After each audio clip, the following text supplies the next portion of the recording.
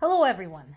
Multiple sources are asking, how did it go with Belarus? So, if you recall, Zelensky basically issued an ultimatum to Belarusian President Lukashenko saying, if you do not dismantle, disable Russia's transmission stations that are currently located in Belarus, we will.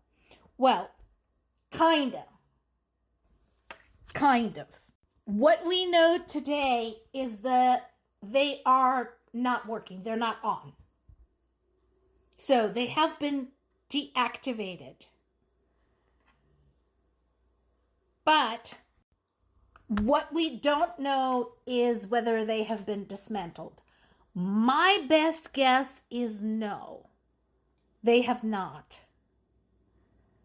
I think it is very possible that Lukashenko is waiting for his BFF Putin to come to his rescue and do something magical to get Zelensky off his back. Whether that's going to happen or not is a big question. But as I mentioned before, and we have the map here from Sky News, Ukraine has a long border with Belarus. They have no desire to extend the front to that border.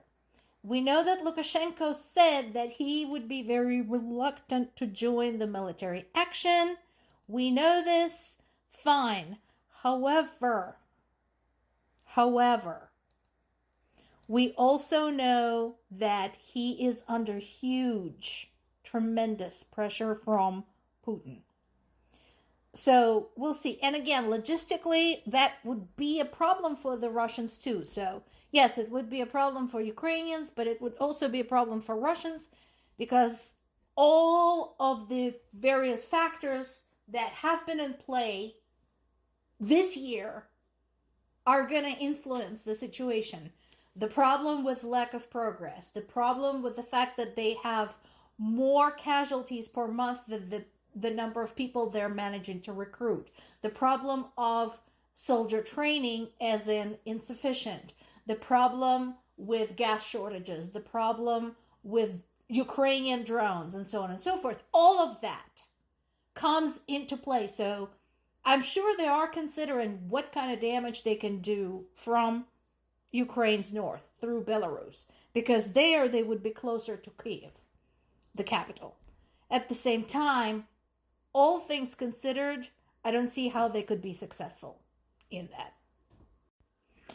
More sources today are confirming what I mentioned very briefly yesterday, that the government, Russian government, is basically saying, screw you, the rest of the country, and is moving more drone defenses, more air defenses to Moscow, away from the border regions. My question to the border regions, are you surprised? Kursk, Orel, Bryansk, Belgorod, are you surprised? Because you shouldn't be. Because remember, you still have some Ukrainian troops lodged in the Kursk region that Russians never managed to kick out. Still. When Ukrainians had had enough of your government turning your areas into military bases and studied hidden military objects in your territories, and your governors and your mayors turn to Putin and say, help us, he told you, what? That it was a local problem, deal with it. And now he's going to leave you without air defense systems. Your problem. Maybe, instead of thinking how to hack pieces off of Ukraine, you should consider joining Ukraine. Because you, my friends, have been fucked. Now, there is a big article today talking about Crimea. So we have seen Crimea in the news more so, in fact, lately than we had since 2014, since it was illegally annexed by Russia. And this article highlights a change in strategy when it comes to Crimea. I strongly recommend that you pop over to Kyiv Independent website and look it up, read it in its entirety. But here is what they're emphasizing right now. That yes, there have been strikes against Crimea in the past. And yes, campaigns in that directions have taken place, although at that time they were largely directed at eliminating Russia's Black Sea Fleet, which they effectively did. Okay? So, what is the big difference now? Why should we be paying attention now?